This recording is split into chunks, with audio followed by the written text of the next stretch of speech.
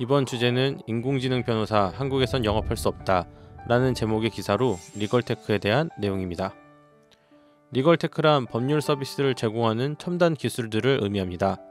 단순한 법률 자료 검색 기능부터 유죄 판단이 내려진 범죄자에게 형량을 선고하는 데 도움을 주는 등 여러 분야에서 인공지능이 사용되고 있습니다. 특별히 에스토니아라는 아프리카의 작은 나라에서는 실제로 인공지능 판사가 도입되어 민사법정에서 소액 사건에 대해 직접 판결을 내리고 있습니다.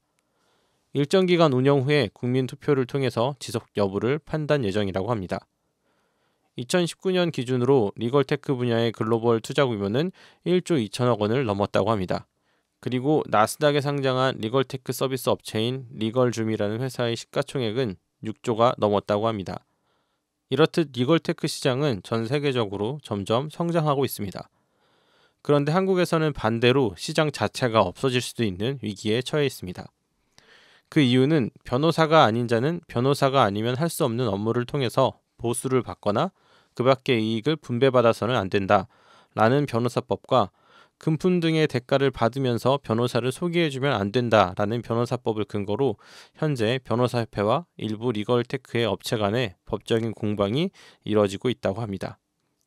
변호사협회의 입장은 법을 다루어야 하는 자가 자본들, 특히 거대 자본에 의해서 움직이게 될 경우에 법조계 자체의 신뢰성이 떨어질 수 있다라는 주장을 하고 있고요. 반면 규제 완화를 주장하는 입장에서는 그 법이 생겼을 때보다 현재 기술이 많이 발달을 했기 때문에 환경이 바뀌게 되었고 그에 따라서 법률도 그리고 규제도 조정이 될 필요가 있다라고 얘기하고 있습니다. 이러한 의견 대립은 법조계에서만 있는 것이 아니라 가깝게는 타다 서비스와 택시, 여객 운송 사업 하시는 분들과의 대립이 있었고요. 그리고 부동산에서도 의료계에서도 오래전에 이런 대립이 있어 왔습니다. 지금은 그래도 서로 합의점을 찾은 분야도 있는 것 같지만 여전히 의견 대립의 소지가 남아있다고 생각됩니다. 이렇게 새로운 기술이 나타나게 됨에 따라서 기존에 있던 시장과 새로 형성되는 시장 간의 대립이 발생하게 되기도 하는데 규제라는 것과 산업을 육성시키는 것, 어떤 것이 더 중요한 것인가라는 생각을 하면서 기사를 보았습니다. 그리고 여기에 유진님이 달아주신 코멘트가 있습니다. 포지티브와 네거티브 규제에 대해 남겨주셨습니다. 포지티브 규제는 법률과 정책에서 허용된 것들을 기준으로 하여 그 외에는 모두 하지 못하게 막는 것을 의미합니다. 반대로 네거티브 규제는 하지 말라는 것을 정해놓고 그 외에는 마음껏 하고 싶은 것을 할 수 있도록 허용하는 것을 의미합니다. 우리나라의 많은 분야에서는 포지티브 규제가 실시되고 있습니다. 조금 더 깊게 들어가 보면 교육하는 단계, 아주 기초적인 단계에서부터 성공 모델을 가이드라인으로 제시하고 성공할 수 있는 방법을 알려주는 시스템으로 사회가 이루어져 있습니다. 이러한 포지티브 규제와 같은 환경 속에서는 혁신적인 아이템이나 기술이 나오기가 어렵습니다. 그 이유는 정해진 활동만 할 수 있기 때문입니다. 반면에 네거티브 규제는 자세히 살펴보면 실패의 모델입니다. 무언가를 실패했다라는 의미가 아니라 실패를 통해서 새로운 방법과 새로운 성공으로 나아갈 수 있는 모델들을 찾을 수 있다는 것을 의미합니다. 그러기 위해서는 가장 먼저 실패할 경우에도 안전하다라는 것이 보장되어야 합니다. 다음으로 실패하게 되었을 때 어떠한 원인으로 인해 실패하게 되었는지 그리고 이 원인을 어떻게 고칠 수 있는지에 대한 피드백이 있을 때 이러한 실패 모델이 훨씬 더 효율적으로 이루어질 수 있습니다. 이렇듯 실패 시에도 안전이 담보되고 실패의 원인의 정보가 제공되는 실패 모델이 혁신적인 아이템이나 기술이 나오기에 적합한 환경이라는 생각을 하신다는 코멘트를 달아주셨습니다. 지금 이 변호사법을 가지고 규제를 해야 된다는 의견과 그리고 규제를 좀 더 풀어달라는 의견의 대립이 발생하는 것도 이미 정해진 것 외에는 하지 마, 하라는 것만 해 라는 의견과 이걸 왜 하지 말라고 하는 건데 해도 되잖아 라는 부분에 대한 입장 차이에서 생기는 대립이 아닐까 하는 생각을 하면서 말씀을 해주신 것 같습니다. 네, 이 기사를 저희가 희경님과 줄리님께 하루 정도 먼저 보내드렸거든요. 혹시 이 기사를 읽으시면서 들으셨던 생각, 의견을 한번 여쭤봐도 될까요? 희경님께 먼저 여쭤봐도 괜찮을까요? 네, 일단 규제로 인해서 무언가 시도를 하기가 어렵다는 것 자체가 조금 안타깝고 항상 IT 업계에 계시는 많은 분들께서 어려워하시는 부분도 좀 규제와 관련된 부분 이런 부분이 좀 해소되면 좋겠다는 의견을 많이 들었던 적이 있어서 이런 부분이 어떻게 하면 개선이 잘 될 수 있을까 그런 생각이 들었습니다. 줄리님도 혹시 이 네, 기사나 내용 줄리님 보시면서 네네. 네, 상아님 먼저 말씀하세요. 먼저 얘기했어요. 네, 저도 이제 희영님의 의견과 거의 비슷하고요. 이게 각자의 극장에서 보면은 이게 사실 변호사랑 이제 법률에 관련된 문제다 보니 의료법과 비슷하게 조금 중요도가 높은 분야인 것 같아요. 이게 변호사를 저희가 선택을 한다는 것 자체도 약간 시장에 물건을 내놓듯이 이렇게 너무 보편화되는 것도 좀 어려운 부분이고, 법률적으로 그거를 또 대화를 나눴을 때 나중에 그 법률적인 대화에 대해서 이런 되게 사적인 내용, 그리고 되게 굉장히 개인적인 내용이 법률적으로 어떻게 또 이어질지도 고민을 해봐야 되기 때문에 쉬운 쪽은 아닌 것 같아서 조금 이 분야가 IT적으로 봤을 땐 아이디어는 굉장히 좋을 수 있으나 확실히 어려운 분야인 건 맞는 것 같아요. 저도 이 주제 관련해서 좀 흥미롭게 읽었는데요. 여기서 이제 그 충돌되는 지점이 인공지능을 활용해서 여러 가지 소비자들에게, 수요자들에게 서비스하는 것과 또 한 가지는 대한변호사협회를 위시로 해서 이 변호사 업계에서 주장하는, 거기에 반하는 이제 어떤 요구와 이게 이해가 충돌이 되는 거잖아요. 네네. 근데 그 충돌되는 지점이 변호사 이 업계에서 이야기하는 게 구체적으로 어떤 건지 좀 알 수 있을까요? 저로서는 네네. 이게 의료 행위와는 좀 다른 부분이어서 무엇이 일반 수요자에게 명분 있게 의미 있게 여기서 그 주장하는 게 정당성을 좀 가질 수 있는지 그게 좀 궁금해서요. 내용으로는 언뜻 이해가 좀 안 되더라고요. 요즘 공방이 되는 것 중에 가장 화두가 되는 업체가 로톡이라는 리걸테크 업체라고 하거든요. 여기서 제공하는 서비스 중에 하나가 당신이 어떠한 상황에서 소송을 하고 있는지에 대해 정보를 입력하게 되면 그 판결에 대한 예측을 해준다고 하더라고요. 그래서 이 판결의 예측을 해주는 것이 법률적인 서비스 아니냐, 너네 변호사 아닌데 왜 그런 법률적인 서비스를 하냐 라고 변호사협회에서는 얘기를 하고, 로톡에서는 이게 법률 서비스처럼 보일 수 있는데 우리는 그동안에 있었던 판례들을 가지고 통계학적인 결과를 제시해 줄 뿐이다. 어떠한 의견이 아니라 당신이 이러한 상황이 있을 때 통계학적으로 이런 결과가 있었다라는 통계학적인 서비스를 제공할 뿐이다 라는 입장 차이가 있다는 얘기를 하고 있고요. 그리고 또 로톡에서 이제 플랫폼을 만들어 놓고 저 같은 사람이 변호사가 필요할 때 이런 거 도와주실 변호사분 찾아요 라고 올리기도 하고, 변호사분들은 이 플랫폼에서 자신의 프로필을 등록해 놓고 변호사 필요하신 분 저에게 연락을 주세요 라는 식으로 서로의 소개가 되는 서비스가 있다고 하더라고요. 근데 그런 서비스 과정에서 중간에 로톡이 취하는 수수료가 발생하다 보니 변호사협회 측에서는 변호사법상으로 서로 소개를 해주는데 그걸로 대가를 받는다? 그러면 그건 변호사법 위반이야 라고 이야기를 하고 있고, 또 덧붙이는 의견이 그렇게 시스템이 되다 보면 실력이 좋은 변호사들이 더 많은 활동을 하는 게 아니라 로톡에게 수수료를 더 많이 지불하는 사람들이 더 많이 노출되고 시장에서 더 많은 활동을 하지 않겠느냐, 그러다 보면 법률의 서비스의 질이 떨어질 것이다 라는 게 변호사협회 쪽의 입장이고요. 그리고 로톡의 입장은 우리는 단순히 소개만 시켜줄 뿐이다. 이게 변호사와 변호사가 아닌 사람 이런 개념이 아니라 그냥 여기서 사람들이 만날 수 있는 장을 열어줬을 뿐이다 라는 것으로 서로의 입장 차가 있다고 저는 들었습니다.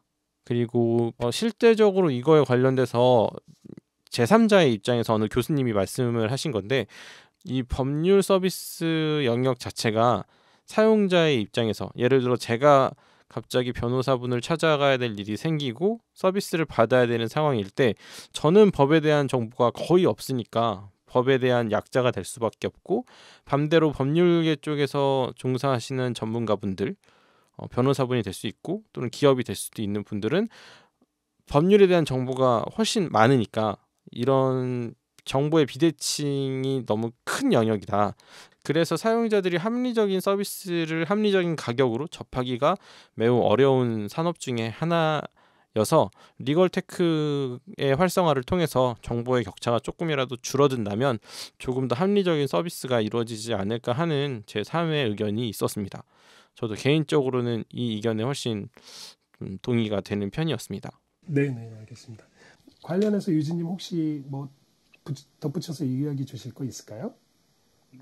그러니까 저는 이제 범용 인공지능의 시점에서 얘기할 수밖에 없으니까 포지티브 규제라는 거를 생각해 보면 이제 두려움이죠. 저희가 이제 두려움 때문에 그런데 이 두려움에 대한 좀 단상을 조금 말씀드리면 오늘 제가 처음으로 자전거를 타면서 이렇게 지나가는데 이렇게 손을 놓고 타시는 분들이 있더라고요.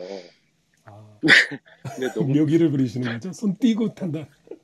근데 그분들은 진짜 손을 떼고 그냥 이렇게 막 내가 열심히 타야지 그러면은 그게 안 부러울 텐데 하면서 경치도 구경하고 뭐 거의 책 보는 수준으로 그러고 다니시니까 되게 부럽더라고요.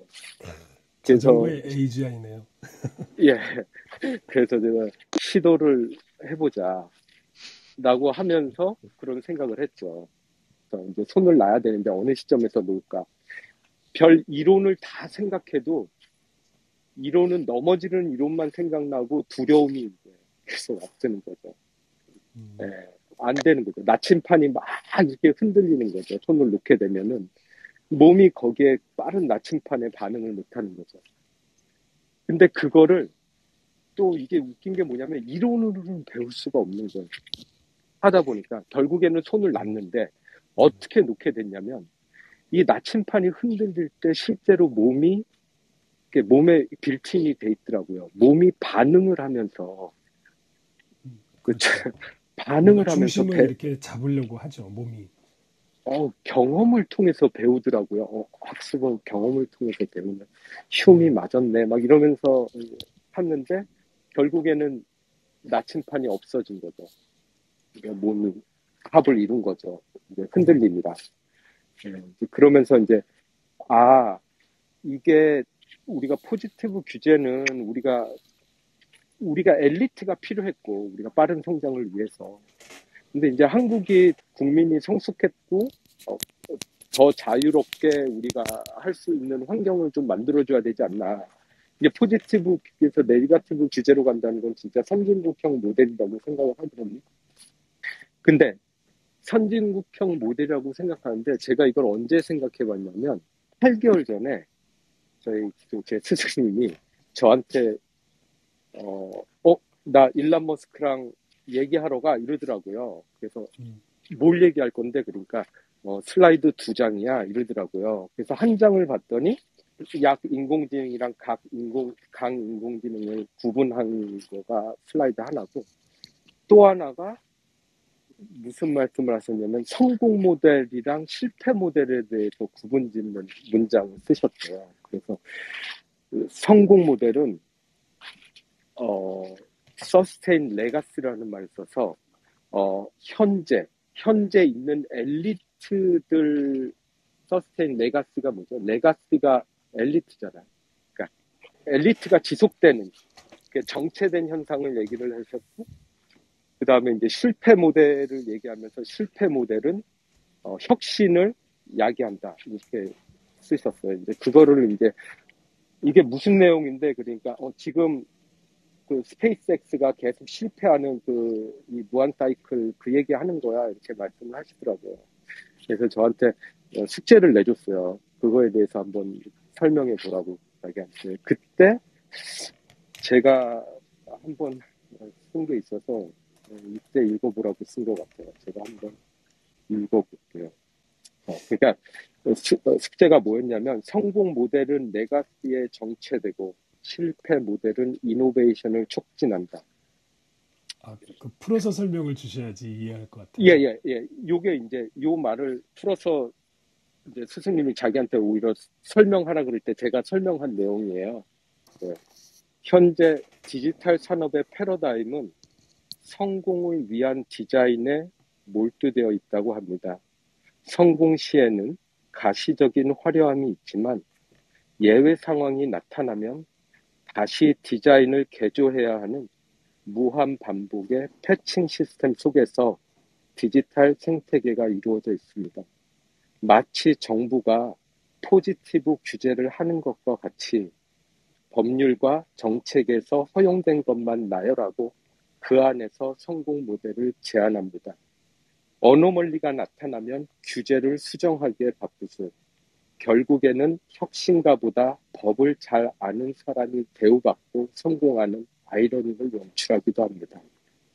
성공을 위한 디자인은 마치 머신에게 하나의 태스크를 가르치는 약 인공지능의 네로우 AI의 프레임워크에서 찾을 수 있습니다.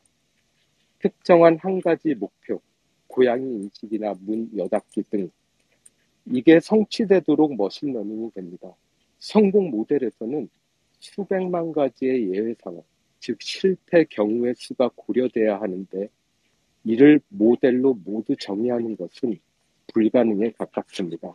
이런 패러다임은 정체를 유발하고 그 원인은 결과를 중시하기 때문입니다. 그도 그럴 것이 현 소프트웨어 시스템은 원인 데이터를 제외한 채 결과 데이터만 보여주기 때문입니다. 더 정확히 표현하면 어떤 결과에 대한 근본 원인을 정확히 규명하는데 시간과 돈이 많이 들기 때문에 목표 디자인을 미리 지정해 놓고 이를 향해 달려가는 것이 오히려 코스트 이펙티브한 것입니다. 실패 결과에 대한 원인을 이론화하고 그것을 증명하는 데는 수십 년이 걸려도 해결되지 않는 경우가 많으니까요. 성공 결과에 집착하는 패러다임은 인공지능의 핵심인 딥러닝 분야에서 결과에 관한 의사결정 과정을 설명할 수도 없는 블랙박스를 양산하기까지 이르렀습니다. 디지털 트랜스포메이션은 디자인 포 석세스에서 디자인 포 페일리어 어프로치로 전환하는 데 있습니다. 마치 포지티브 규제에서 네거티브 규제로 전환해야 이노베이션을 기대할 수 있는 것처럼 이때 실패 시에 보장되는 안정과 원인과 결과를 설명해 줄 수 있는, 이해할 수 있는 툴이 절대적으로 필요하겠죠. 즉 결과 데이터만 있는 것이 아닌 실패의 원인을 정확하게 규명해 줄 수 있는 원인 데이터가 전제돼야 할 것입니다. 그 후에는 실패라고 쓰고 가능성이라고 읽을 수 있습니다. 근데 이거는 이제 나중에 얘기하겠지만 호모스테릭 시스템이라고 나중에 저희가 다윈의 도깨비를 지칭하는데요. 실패 시스템. 그래서 이제 마지막 기사에서 이제 이어서 실패 시스템이 다윈의 도깨비인가 뭔지 추가로 설명해 드리겠습니다.